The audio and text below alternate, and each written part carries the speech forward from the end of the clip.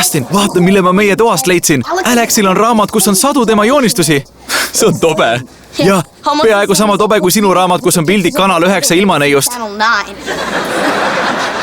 Ta nimi on Wendy Leonard ja tema ennustused on väga täpsed. Kutt, see pole niisama raamat, see on võluraamat. Alex on joonistanud endale muinasjutu maailma, milles ta elab. Ta kasutab literaarium terraarium loitsu, et sinna sisse saada. Wow, vaata kui piinlik printsessi värk. Kes oleks arvanud, et Alex on selline plika?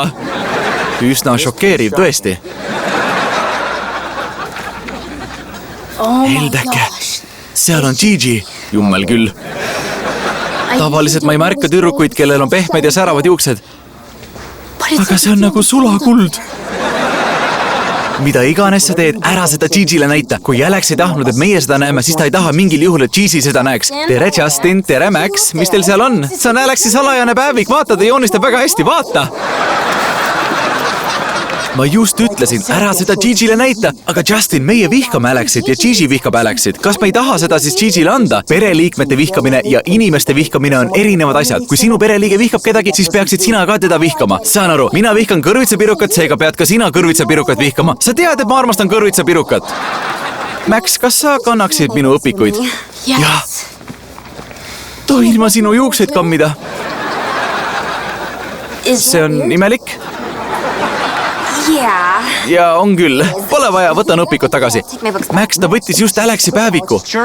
Kas tõesti? Jah, võtsid, ma näen seda ja võtan selle nüüd tagasi. Ei, ma arvan, et see pole hea mõte. Tead, ma olen populaarne ja jätan selle endale. Ma saan kõik, mida ma tahan. Sellest pole kasu. Anna see mulle. Mul pole spordiriideid seljas. Püüa ta kinni. Literaarium, terraarium.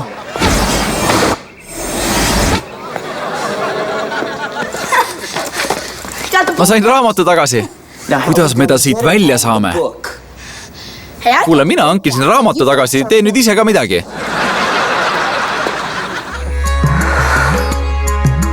Vaata Waverly tänava võlureid Kids Zone TV-s.